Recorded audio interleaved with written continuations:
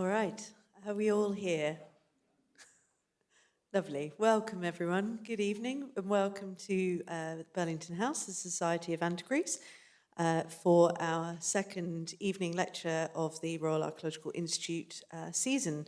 So just to very quickly run through the minutes of our last meeting, so the minutes from the ordinary meeting of the Institute held on Wednesday, the 8th of October, 2025, which was held in the rooms of the Society of Antiquaries of London at 5 p.m.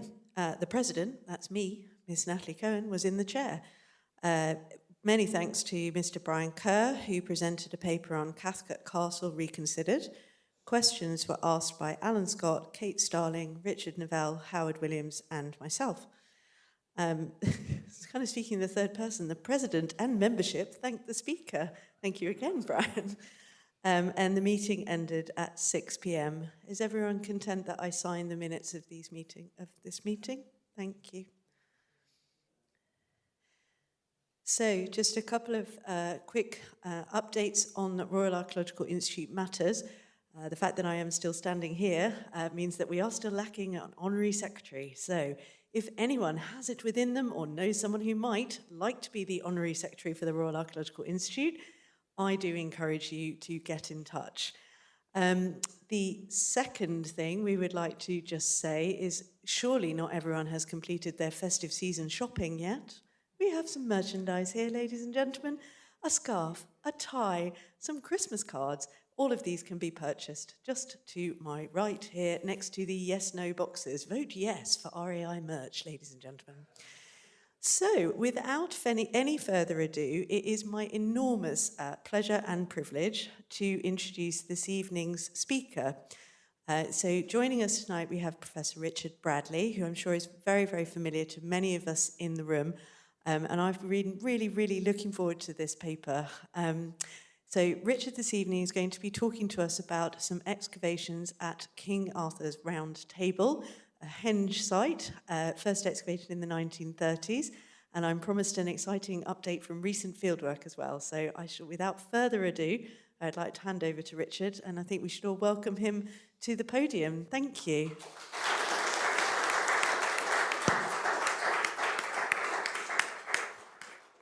I think there are probably two things I need to say in advance of the paper itself. Firstly, the excavation that will form the main topic tonight was co-directed with three other people, one of whom, Chris Evans, is here today. So I'm representing a group view on that.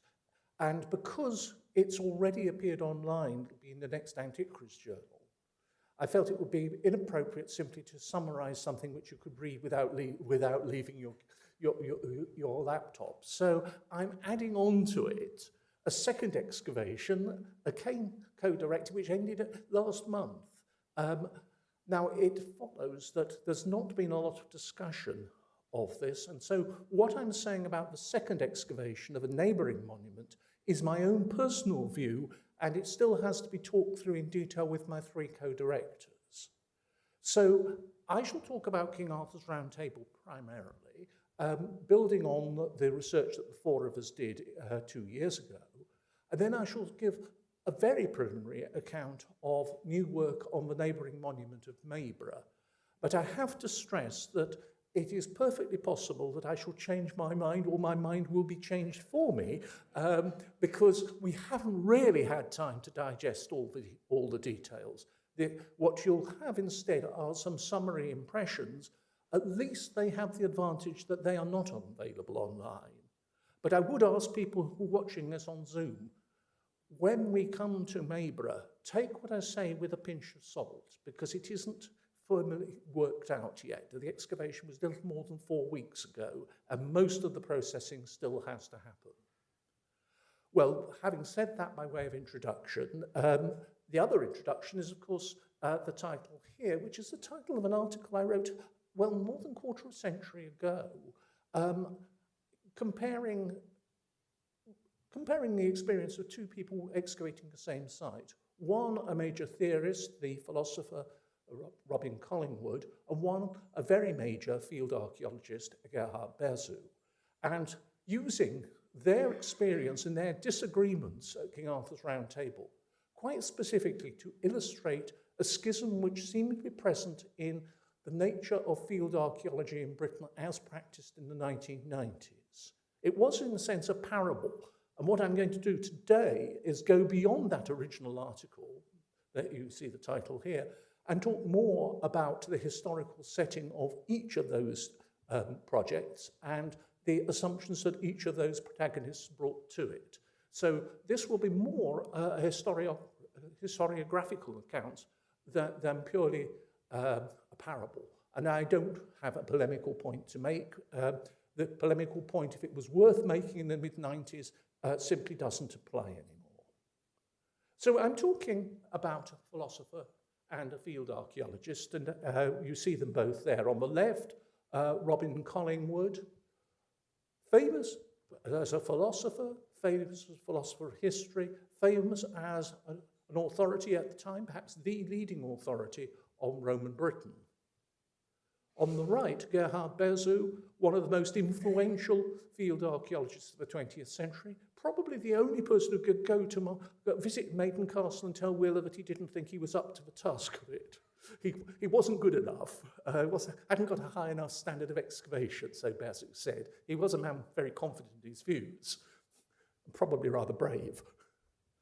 I'm going to talk about their experience on one particular monument in Cumbria, but in the revised version that goes beyond the summary I offered you, I'm going to be talking about the wider context of King Arthur's Round Table and its relationship to two neighbouring monuments and a larger landscape. That larger landscape is in Cumbria.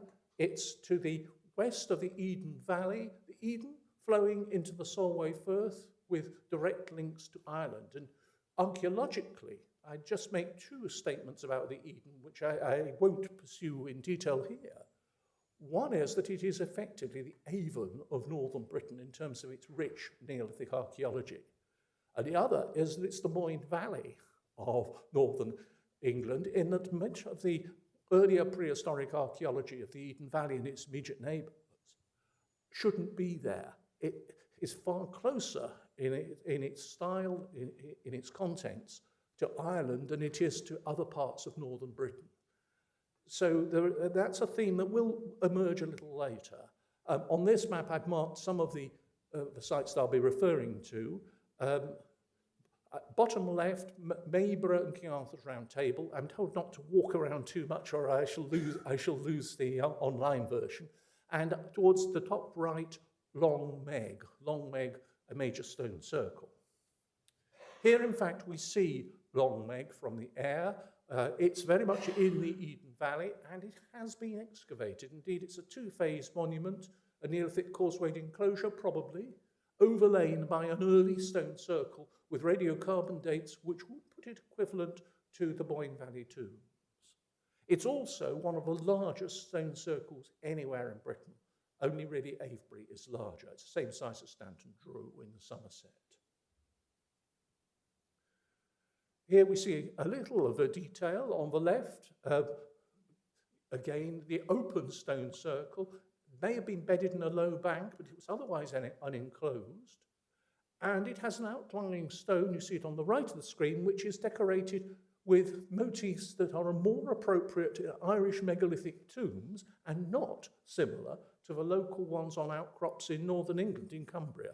And in the centre, the relationship between the larger and earlier enclosure and Long Meg, which is effectively butted onto its remains some centuries after it had been gone out of use, perhaps even 500 years after.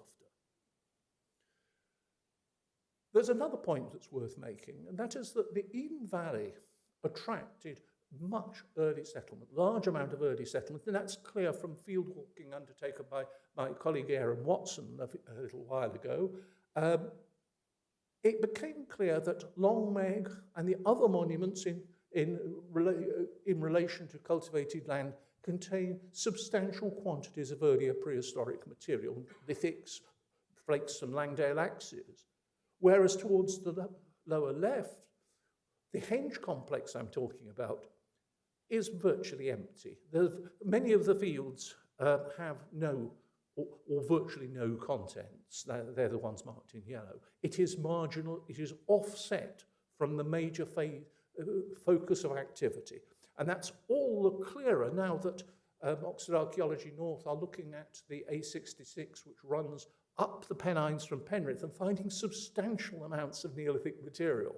As you'll see, we are not. My last excavation produced a grand total of 10 pieces of worked stone in 2 weeks. Previous one only found 5, so we are improving. It isn't a big storage problem. The monuments I'm talking about are actually located in between 2 rivers, the Emont and the Lowthern. The Emont is itself a tributary of the Eden. They're close to the point where these rivers come closest together in the upper part of the slide, and if you can see running across the screen from left to right towards the top, that's the M6. And the M6 runs right past the largest of these monuments. In plan, there are 3 of them.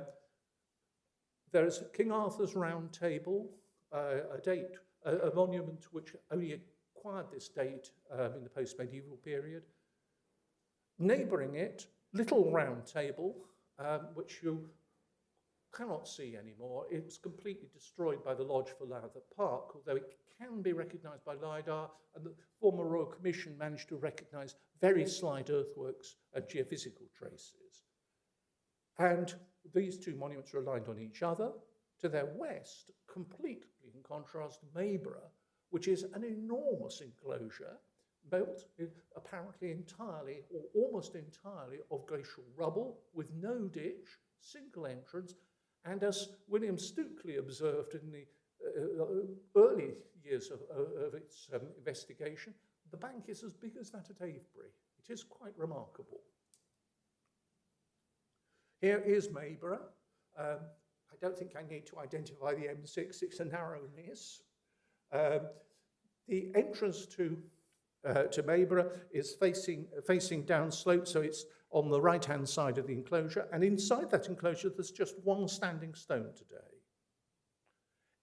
That entrance is aligned on the former position of the northern entrance to King Arthur's Round Table, which you can't see because it is now under a road and a pub. But it was recorded with 2 standing stones in the 18th century and only destroyed probably at the beginning of the 19th century when the entire monument was rebuilt as a tea garden for the hotel, for visitors to the hotel. I'll say more about that in a minute. What about the protagonists? I've talked about the 2 key monuments. What about the protagonists? Well, this is, in a sense, neither of them. This is William Gerhard Collingwood, Robin Collingwood's father, a figure who played a very major role in intellectual life and was a huge influence on his son. Indeed, he started his education privately. Collingwood Sr. was Ruskin's secretary. He was also a very accomplished oil painter. He was a writer who wrote mock Viking epics and travelled to Iceland, as did William Morris. But both of them wrote mock Viking epics, and some of Collingwood's oil paintings are still on show in Iceland today. When Ruskin died, there was a real problem because that took away his income, and he had to fall on his sword. And of all things, he had to go cap in hand and got a professorship in Reading University. He was, in fact, the first professor of fine art there. But he was a member of a leading Cumbrian family, and like his son, had a strong commitment to the archaeology of northwest England. And on the right, a Romano-British settlement, one of a series which he excavated. He excavated quite widely and well. I don't think there's any question he was a better excavator than his son, although he taught his son excavation, and he was much more interested in place names, in medieval archaeology. He produced a corpus of sculpture for Cumbria, Viking art. He was a polymath and a major influence. And there is now a biography of him, albeit a slightly dull one. His son was precocious. Here we see Robin Collingwood, and found it difficult to settle on what subject he wanted to develop. He could have been a classical composer. There's a violin sonata by him. He could have been, and he was, an ancient historian, an specialist on Roman Britain. He was also a leading philosopher, and professionally, he became professor of philosophy at Oxford University. His first solo excavation is shown on the left. It is the Roman fort at the head of Lake Windermere at Ambleside, and it was an accomplished excavation, and it has been possible to work with his material. I haven't, but I've been advised on this by Professor David Breeze, and he makes the point that Collingwood was one of the very few Romanists digging forts at the time who actually bothered to illustrate the pottery, so that it can be reinterpreted. I think it's important to keep that in mind, because his formation in Roman archaeology, Roman field archaeology, has a big bearing on King Arthur's Round Table. But his research, which was often conducted with others, focused really on the northern frontier. He was a protege of Francis Haverfield and worked particularly with Gerald Simpson. And he wrote, as we see here, theoretical and interpretive papers about Roman military archaeology of the north, and particularly about the operation of the frontier. I'm not qualified to go into great detail on this, but he engaged fearlessly in controversy and continued throughout his life to practice Roman archaeology. Indeed, his most influential student was Sir Ian Richmond. But he also, of course, became what some people consider the most influential UK philosopher of the 20th century. Now, I'm not, again, competent to go into great detail on his philosophy. And one of the reasons why his philosophy fell into a degree of disuse was his growing radicalization in the 1930s as he opposed appeasement and opposed the politics of many of the other Oxford philosophers in the run-up to the Second World War. He's famous for writing on both these fields, Roman Britain, and then of course, Collingwood and Richmond, partly posthumous publication.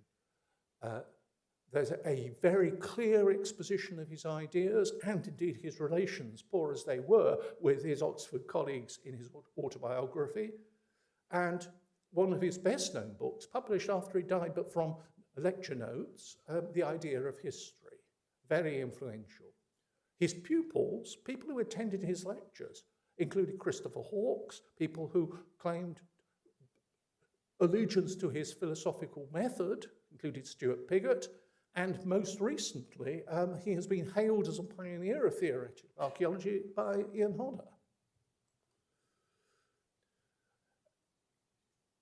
The excavation of King Arthur's Round Table was the last one in which he engaged. After that, he devoted his time more to historical writing and increasingly to a new project, which was to record all the inscriptions of Roman Britain. And we see that illustrated here. Now the other protagonist, Gerhard Bersu. Well, we see him on the left. He's with Gordon Child, and below it, the inscription put up in his honor at the German Archaeological Institute, the Bersu Room. On the right, the mugshots of the distinguished archaeologists who were director successively of the Römisch-Germanische Institution.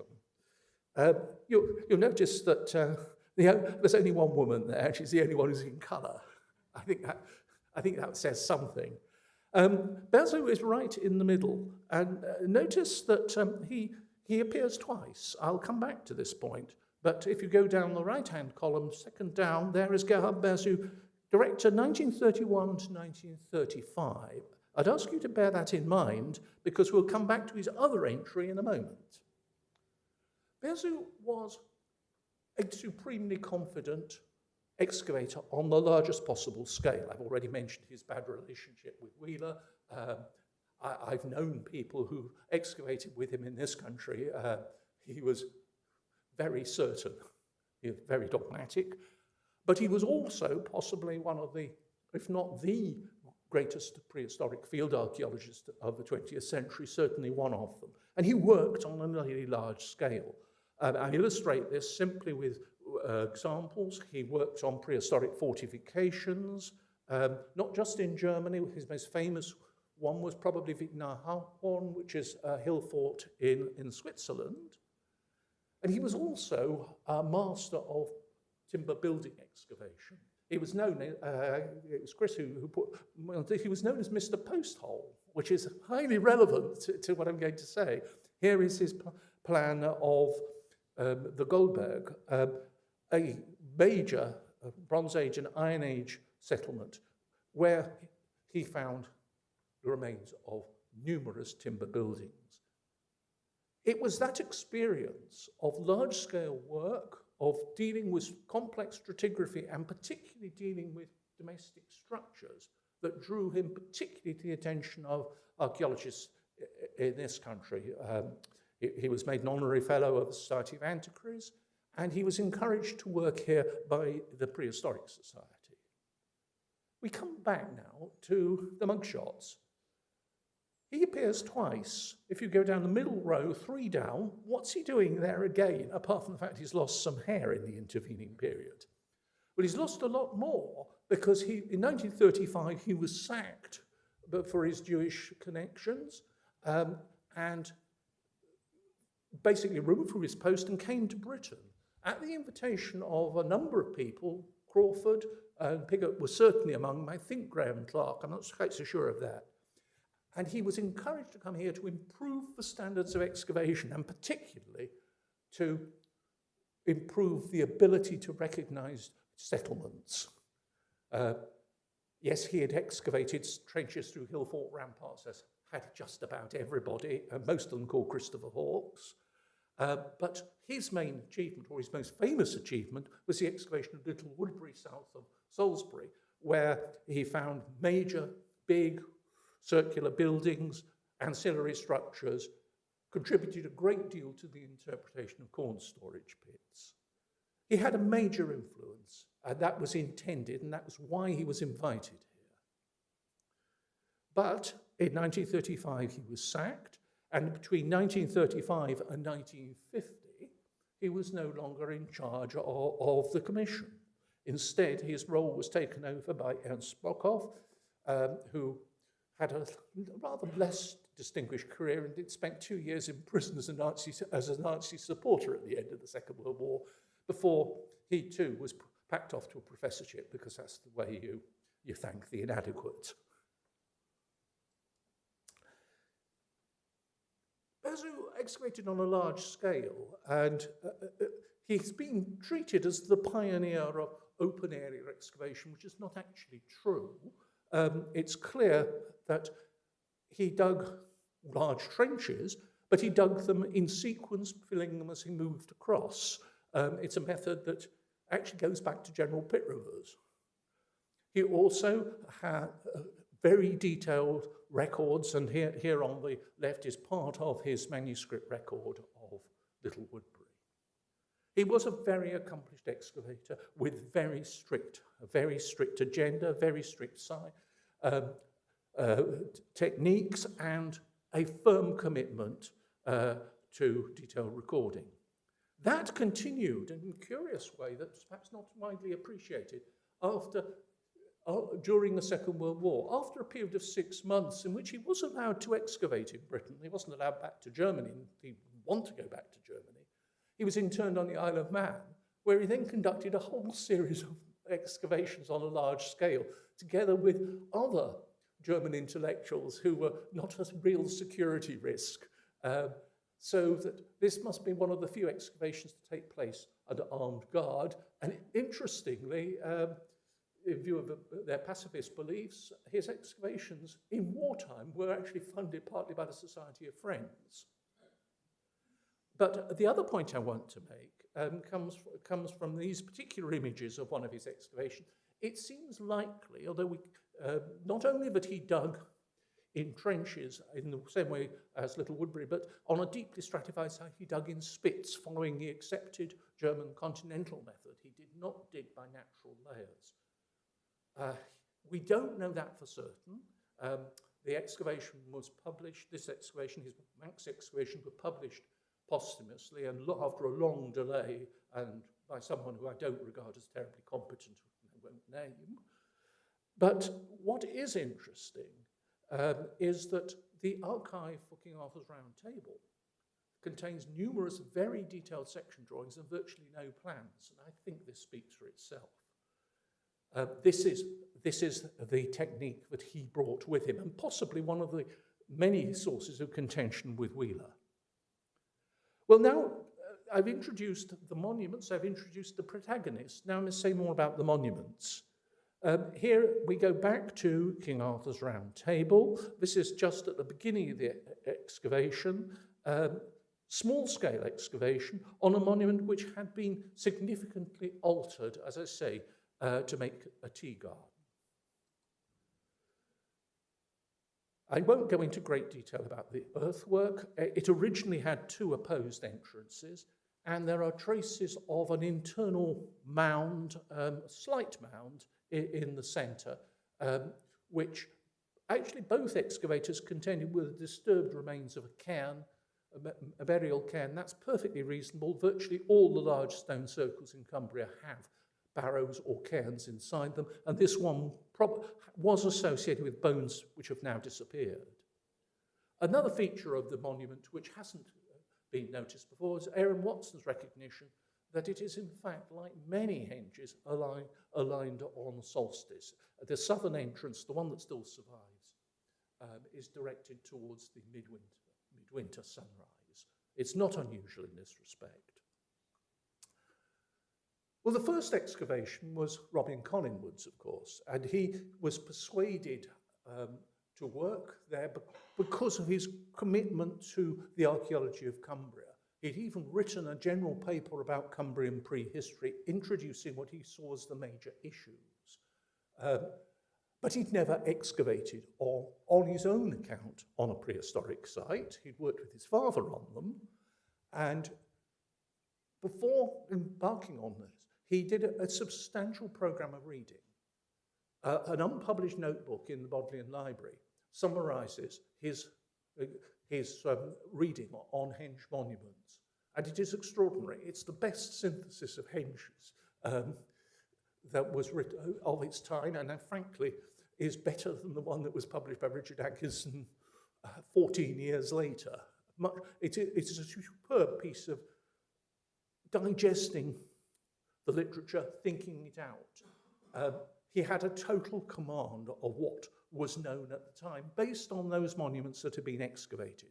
And they might be monuments that had stone or timber settings in them, on the left wood henge, or those which had stone settings on the right are below in the Peak District, which had in fact been excavated substantially, and also has two entrances. It's very, very similar to King Arthur's Round Table.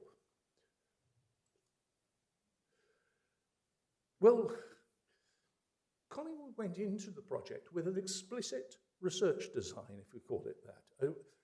He had very specific hypothesis that on the basis of his reading about other places, the monument probably contained at one time a stone circle, and we do know that are drawings of two standing stones in the now lost entrance, and that by comparison with other places, for example, the sanctuary at Avebury, that stone circle might itself be later in date than a timber circle or set of circles like Woodhenge, where we've just seen the marker posts. he specifically designed the excavation to test the idea that King Arthur's Round Table contained timber circles like Woodhenge, like other monuments. Arming Hall had been excavated by Professor Graham Clark, and that this could be found by excavation, that possibly evidence of sequence might be found, there might be stone sockets, and there might even be stratigraphy. And indeed, stratigraphy he found. This is his section drawing. The upper level is for the tea garden. The floor, too, is presumably the ground surface around 1900 and topsoil. And below it, in his view, he had stone-packed holes. He, in fact, felt that he could distinguish post holes from stone sockets, and that in one case, a stone socket actually replaced the post hole, giving a sequence that he had every expectation of finding.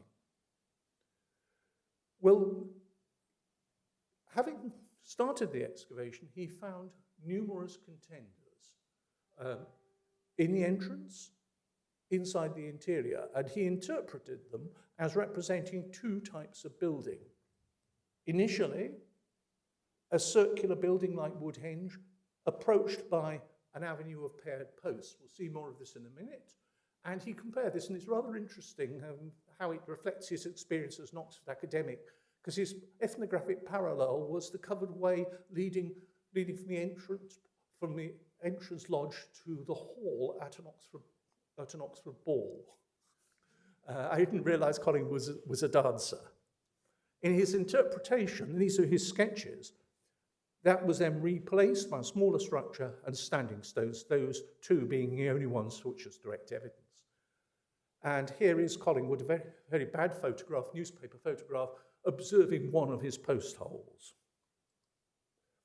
Just to make it simpler, sketch by Aaron Watson, essentially the first phase represented by posts, including the avenue, so he called, the building, circular building, and some sort of peripheral setting of posts, replaced by a stone setting and probably a cremation burial. Strictly speaking, that may be going too far. There was burnt bone in the centre. We don't know if it was human, and it's lost. Now, by end of 1937 season, Collingwood had excavated only half the area he intended to, and was beginning to find what he thought was most likely to be there. Settings of timber, replaced by settings of stone, and the settings of timber including a major group of circular structures that might or might not have been roofed. And the analogy with Arming Hall, the analogy with Arborough, the analogy with Woodhenge was all-powerful. But Collingwood was not in good health. Anyone who wrote as many books as he did must have been must have been at risk. He was supremely productive, but suffering chronic overwork. And he wasn't fit in 1939 to go to a second season. Well, fortunately, at that point, Bersu had just finished Little Cumbria and was basically looking for work while he was sheltering from his former colleagues by working in Britain. So he was engaged to continue and to complete the excavation. Here we see Bersu's plan of the site, and it's compared with Collingwood's. Collingwood's are the dashed lines, and the bold lines are Bersu's. There's a difference of style excavation there. Collingwood is following features as he saw it, and digging only half the site because he intended to dig the other half. Bersu initially is sectioning the monument on the cardinal points, more or less, and then increasingly digging alongside Collingwood's trenches to try to form a judgment on what Collingwood claimed to have found. Now, Collingwood was very persuaded that there were two layers of filling inside the enclosure. The first one associated with postholes, post settings, and specifically circular post settings, and the later one associated with standing stones. His section drawings are distinctly schematic, and you can see them in the top three here. Clearly, there were cobbles, there was gravel. The ditch had been badly recut in the post-medieval or the 19th century bit, quite specifically. And Collingwood thought that the bank had been revetted on its inside by stones. Bersu's records are somewhat more thorough. Here is a superb coloured section drawing of one of a whole set in the archive in Swindon, probably drawn actually by Maria Bersu, who was an art historian, but the handwriting, the annotations is his.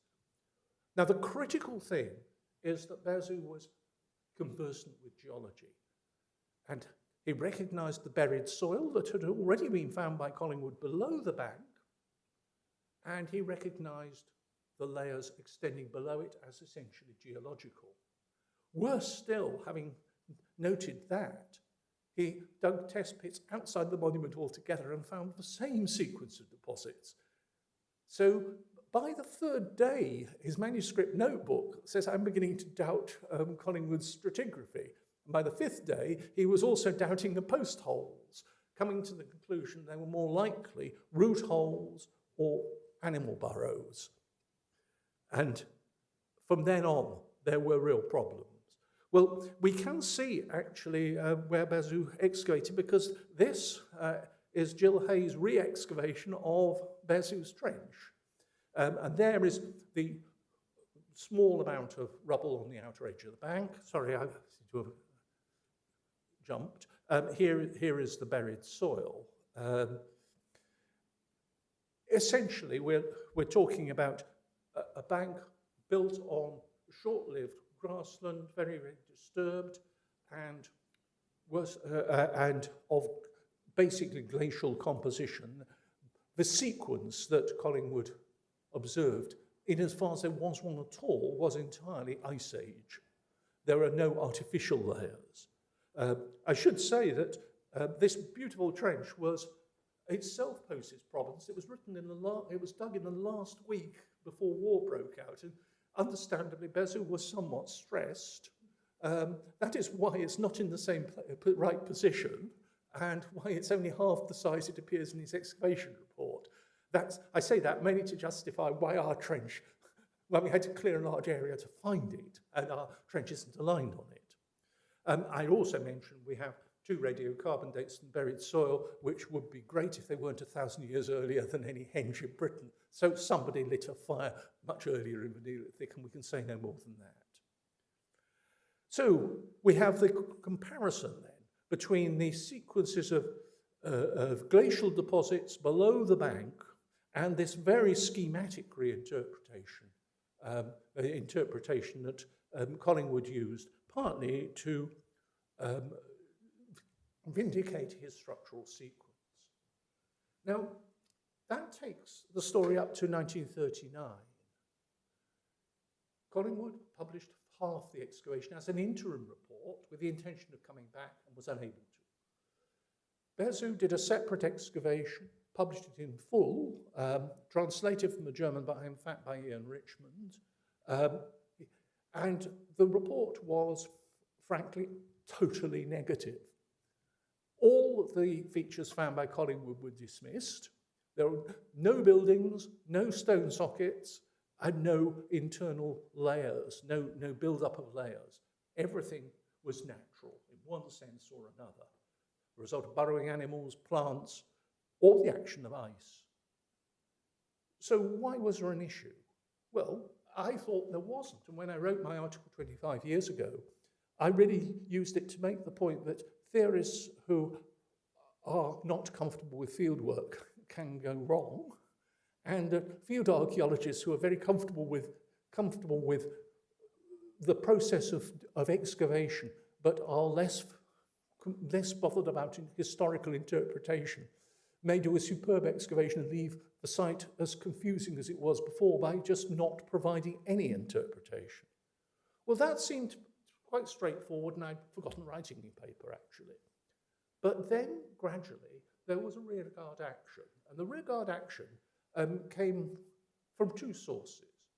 Came from philosophers who couldn't accommodate the idea that Collingwood could have been so slipshod, so subjective, and particularly from Roman archaeologists who realised that if Collingwood was so suggestible, what did this do to his other fieldwork or the projects he was engaged in on the Roman frontier? Was this having a serious effect on the chronology of Roman Britain and the interpretation of the northern frontier?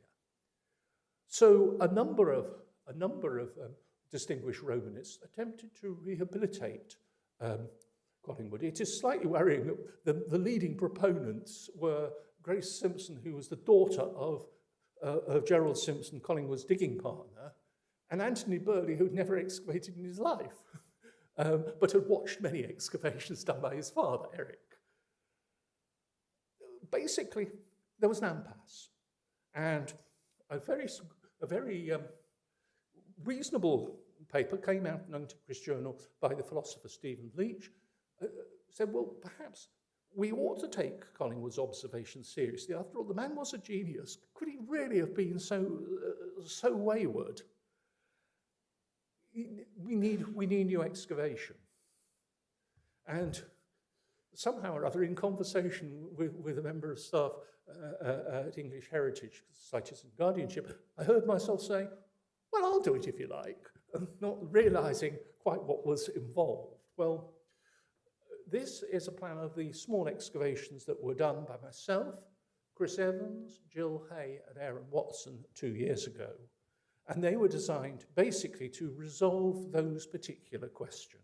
They were not specifically or mainly an investigation of the henge, which I think is so damaged that may be beyond recovery.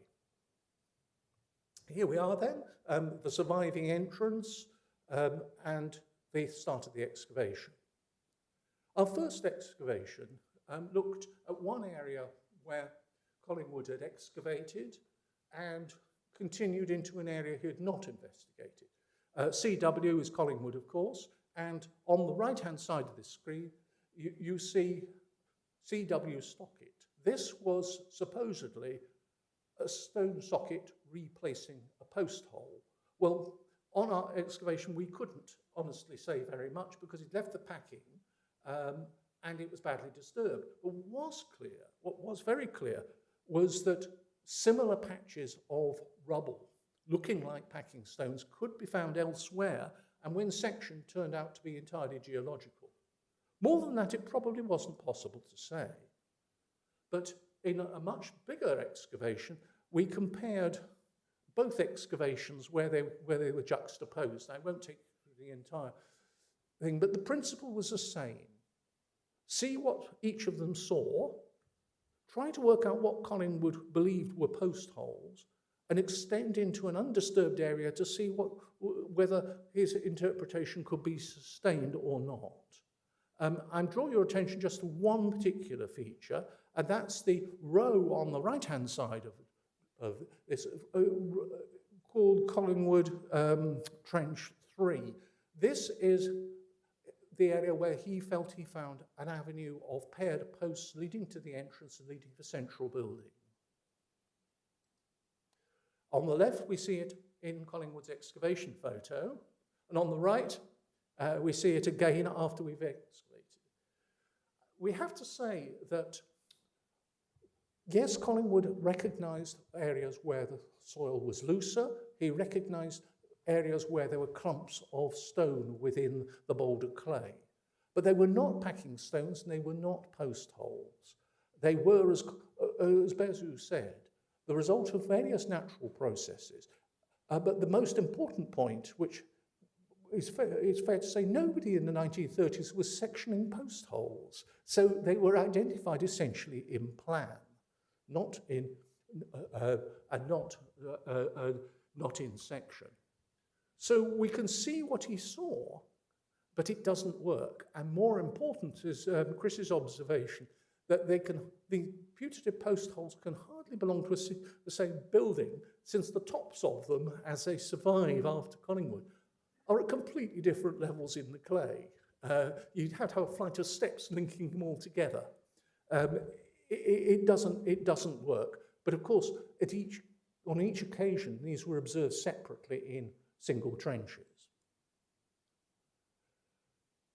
Now, Bersu essentially was taking a negative stance, where Collingwood had identified complex buildings. Bersu was rejecting that claim entirely. Now, this point is where we need to think about the influences on their styles of excavation. I think it's very clear that Collingwood made it very clear what he was doing. He regarded the whole process of archaeological thinking, including fieldwork, as a matter of question and answer, of precisely worked out questions that could be answered with a knowledge, the questions informed by a knowledge of what had been done before, what might be likely. But essentially, he did not dig holes just to find what was there. He went very specifically with particular questions in mind. And this was a method that he'd learned. It was fundamental to his philosophy of history, and indeed his philosophical method, but it was also very particular to Roman studies, and Roman studies on buildings which take known regular forms, or so it was believed, like forts on the Roman frontier. And to understand Collingwood's excavation, we have to see him in relation to some of his contemporaries. Here on the right is Collingwood. In the lower row, next to Collingwood, is Haverfield, who he helped on his early excavations, who also worked on a small scale with very specific questions. Bottom left, Gerhard Simpson, who took this method to its extreme of digging small trenches to check interpretations that he would already be able to formulate on the basis of comparative studies of other buildings. And on the right, a portrait of Ian Richmond as a young man, who very specifically used that method to such an extent that though he fell out with Collingwood and criticised his excavation, at Hot Hill he managed to produce an excavation report that shows the buildings Iron Age and Roman without ever showing where the trenches are. It's a plan of an interpretation without an excavation plan at all. It's a method which works in some cases if you're dealing with regular structures, but it's not one to take somewhere else. And this, I'm afraid, is where Collingwood went wrong. He took an established and valid method from Roman archaeology and tried to apply it to Neolithic archaeology on the premise, which the literature available to him would have supported, that we knew what type of regular buildings there would be inside a henge. Well, we don't know that anymore. But in the 1930s, it was a reasonable inference.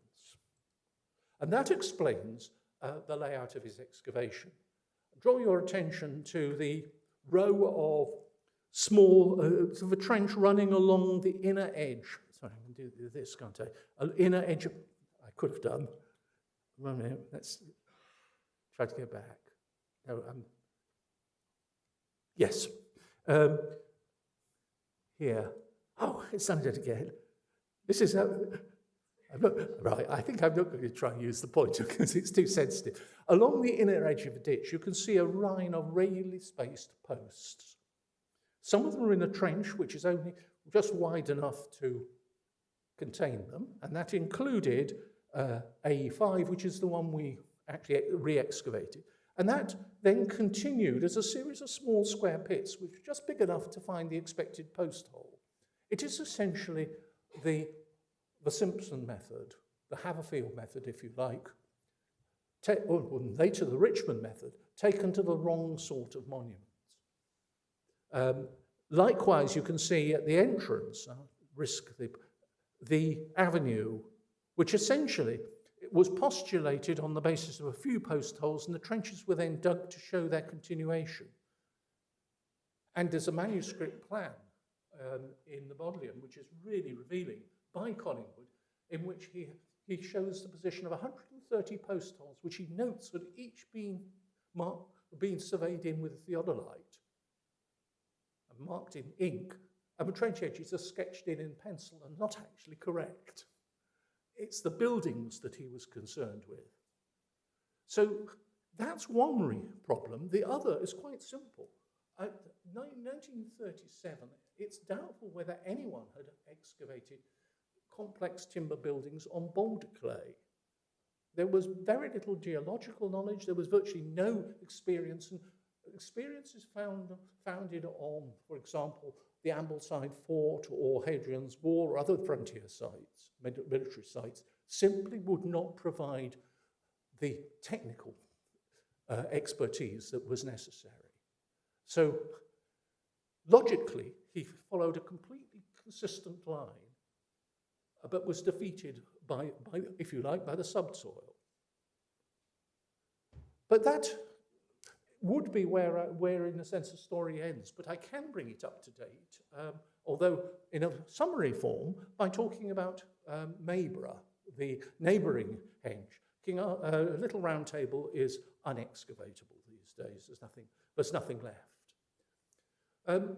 Mayborough is best illustrated, I guess, by this drawing by William Stukely, which shows the great bank of rubble with fallen stones, King Arthur's Round Table when he had both entrances, and Little Round Table before it was destroyed. It was also recorded in plan, showing entrance stones, rather like those not shown at King Arthur's Round Table, 4 in a centre and 4 in the entrance.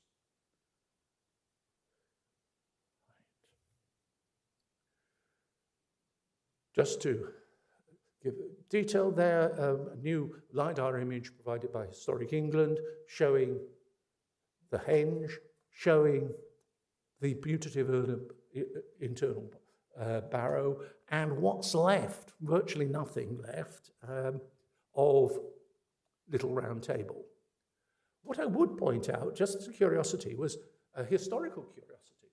The excavation ended very rapidly when war was declared in 1939. Bersu had to leave. Clearly, filling in the trenches really neatly was not a main consideration. And on the LiDAR, you can see Bersu's trenches. You can't see Collingwood's, and thank goodness you can't see ours either. That's just a historical curiosity, of course. Mayborough, I'm just going to say a little bit to bring the story up to date. Essentially, one entrance aligned on the former position of the entrance to King Arthur's Round Table here. No ditch, massive rubble bank, and it really is as high as that at Avebury. Stukely was completely right, and only one stone in the interior, which might have been one of the original 4 that were claimed. Well, given the enormous scale of the monument, the scale of our excavation may seem slightly laughable, but this is a guardianship monument, and we agreed, and we're put under no pressure, I may say, to work on a responsible and small scale to try to sort out at least some of the problems, allowing that we couldn't do everything. So we looked at the base of the bank at 2 points and the putative site for one of the other members of the square setting, located, in fact, for us by geophysics. We were there in September, and it had always been said that Mayborough was aligned on the equinoctial sunrise over the Pennines. Well, I didn't believe that, but I'm afraid it is, very clearly, and you can see it here. The square setting claimed in the early literature by Stukely, by description and even earlier by Pennant in drawing, was correct, because where geophysics had suggested 3 other sockets, we excavated one of them, and here is a massive stone socket. It is a square, it's a 15-metre square in the centre of the monument. That was interesting, but almost more dramatic was the result of LiDAR, again provided by Historic England, showing obviously the rig and furrow, the one surviving stone, but also showing a great build-up of topsoil around the bottom of the bank, and on the southern perimeter, a series of mysterious hollows, almost regularly spaced, between 2 and 3 meters apart. They're not visible in summer vegetation. They are very subtle, but there they are, and they raise an interesting question. And this, I think, is the answer to that interesting question. They're stone sockets. And if we allow the spacing of those hollows where we have them, and possibly the spacing of features in the geophysical survey where, frankly, interpretation is more subjective, we end up with a stone circle with almost as many stones as Long Meg, and only 15% smaller than Long Meg, which is one of the largest in Britain. It is remarkable. Now, this needs checking, but we weren't expecting these. In fact, that we found these before we found the images on the LiDAR, because we were presented with the images after we'd started digging. So I think we can put another monument into this complex, a large freestanding stone circle following the base of the bank. And the base of the bank is remarkable because basically there is a massive runoff of soil which probably had coated that bank initially and has eroded off. This is something I should say which is contentious, and this is my view at the moment, and it may change. Here is the rubble of the bank, and it comes down to a tail. It comes down to a tail about here, overlying a pit which unfortunately had nothing in it. One possibility, and this again is very much my view and needs discussing, is that this substantial deposit of soil, which was interpreted by the Royal Commission survey as a plough headland, was originally on the bank and was capping, and that what we're seeing as a unique rubble monument looking like a cairn is actually the core of a monument which was coated with topsoil quite thinly. There's no topsoil within the bank, because we've had electrical resistance survey cutting sections or making sections through the bank. There's no core of earth, but there may have been a topping of earth. And it's noticeable that where the amount of runoff was greatest, the bank today is lowest, and vice versa. Well, this doesn't give us the date, but it does give us the personnel. Here we have the team from Durham taking optically stimulated luminescence samples. And of course, I don't know what they're going to tell us, but that is our best prospect of dating. So, in this sort of coda, if you like, I've talked about Maybra as a peculiar monument: stone core, earthen top, a large stone circle, a square setting in its centre. The sequence is contentious. It would be logical but unprovable that the stone circle was an open monument initially and screened by the building of the bank. That's possible, but there is no archaeological, no stratigraphic evidence that can show it, I'm afraid. But it would be compatible with other studies of other henges. So, in a sense, that is where we've got to so far. We've resolved, I believe, the contentious problem of King Arthur's Round Table by removing the structures from the interior, and we've shed some light on Maybra by finding two sets of structures inside that, a square structure at the centre and a stone circle around the perimeter. So if you lose one, you gain the other.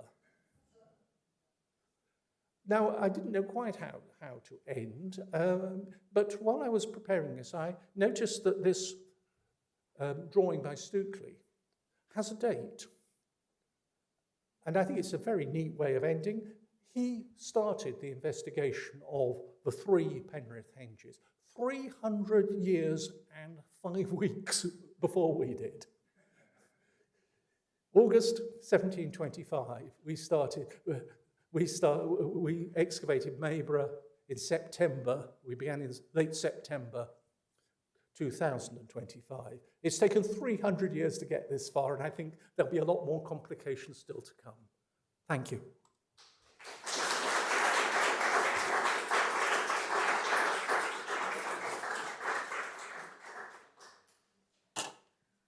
Thank you so much, Richard. That was absolutely fascinating. And for any fans of archaeological illustration of fieldwork, that was brilliant.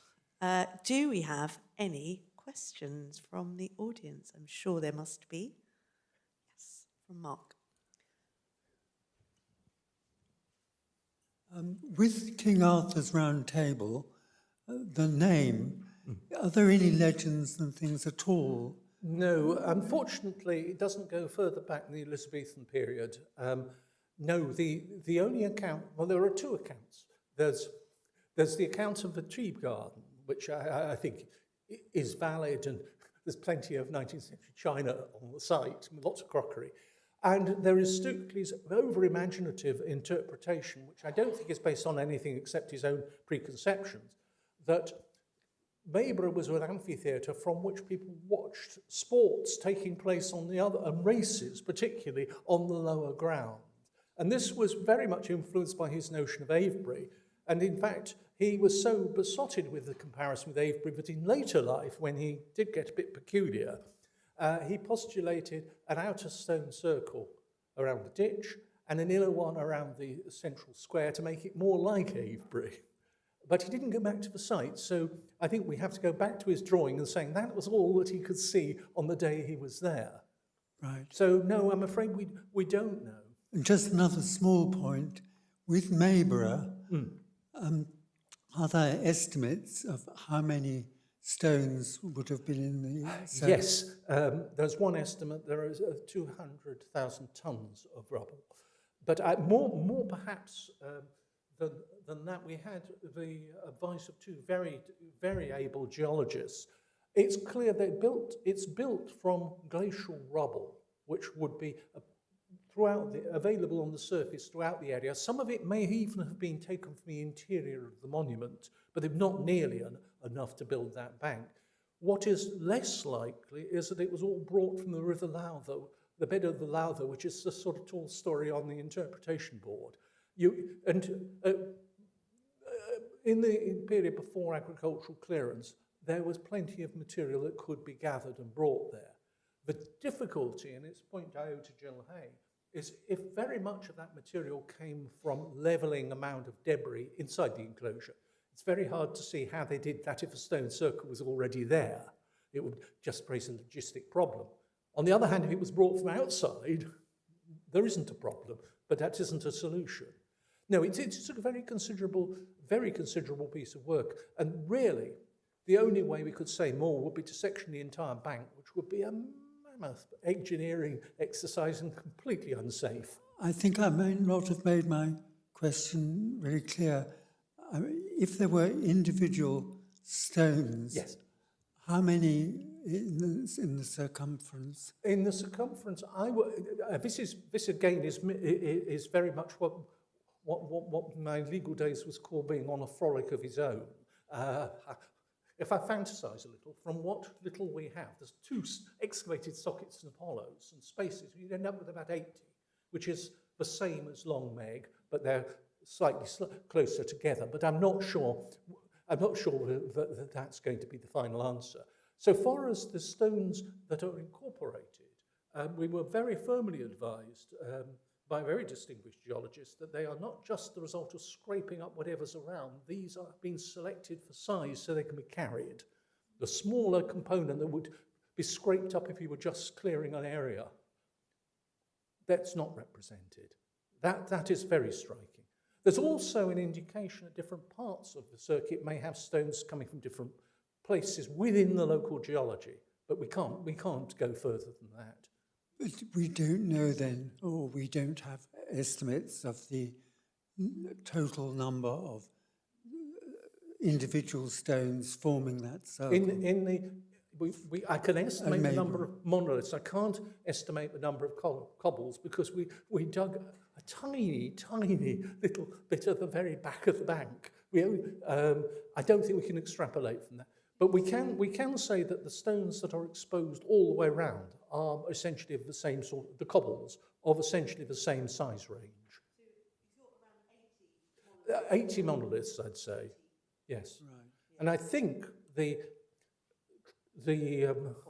most likely interpretation is they were lifted bodily from the ground and reused as building stone, whereas the central square, 3 of them we know from Stukely were blown up, and indeed one of the labourers then hanged himself because it was always the usual story of being cursed. But what you can say is that they smashed them.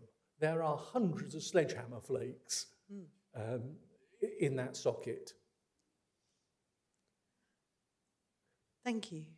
Is there another? Oh, Rebecca.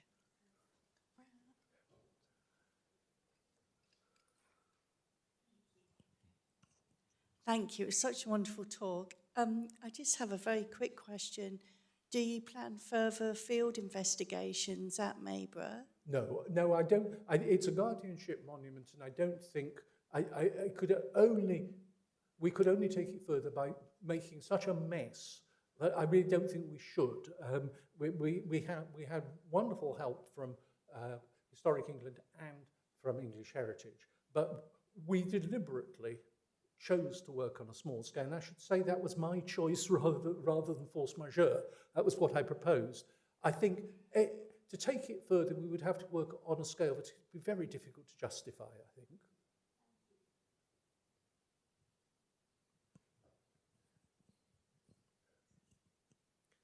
Thank you for a really fascinating talk. Has anybody carried out a study of the Eden Valley from a ceremonial landscape perspective? There are 2 studies that have happened. There is, as yet I think unpublished, plotting of air photographs, which doesn't really take you very far at all because there are plenty of circular enclosures and they can just as easily be Iron Age or Roman as they can be prehistoric. There are lots of antiquarian excavations, mostly partly or not published. There's rock art, again sometimes with rather Irish features, but no, not particularly because it's not a major focus for development. There are unpublished excavations, Carlisle Airport, which supposedly are relevant. I can't get any details of them, and the A66, which cuts across the Eden Valley. The current field work, I mean, is amazing, but it is still going on. So there's, I can't start broadcasting about the results, but there's certainly no shortage of early prehistoric material coming up there, and it's being done by an excellent team, I do know. No, I compare with the Eden Valley. The Eden Valley is prime agricultural land, and it sees very little development pressure. They're just peculiar monuments. For example, 19th century excavation found a cairn with strange decorated stones. We have no parallel. And I got very excited, and I did a lot of work on it. And I was halfway writing an article saying there was only one site to compare it with, and that's in Hull, when I found an article saying exactly that, written by Stuart Piggott 40 years before. Exactly the same examples, but better written than my draft. It's an area that really does cry out for targeted fieldwork, but the damaged monuments are probably beyond repair, beyond rescue. We need new ones. And the difficulty with that, as it always is in monumental archaeology, is if you're dealing with plough-leveled sites, you can't even decide what they are. One person's henge is another person's round barrows, another person's ring ditch, and they're probably undateable in every case. So we're probably going to get very much further. Are there any other questions for Richard this evening? Shall we draw it to a close with another round of appreciation for absolutely fantastic talk? Thank you so much.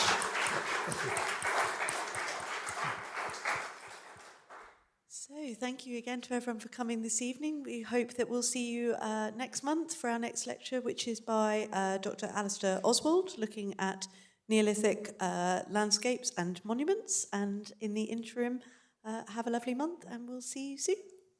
And he dug one of the trenches. He did dig one of the trenches. He was in one of the photos, so you've had a sneak owl preview this evening.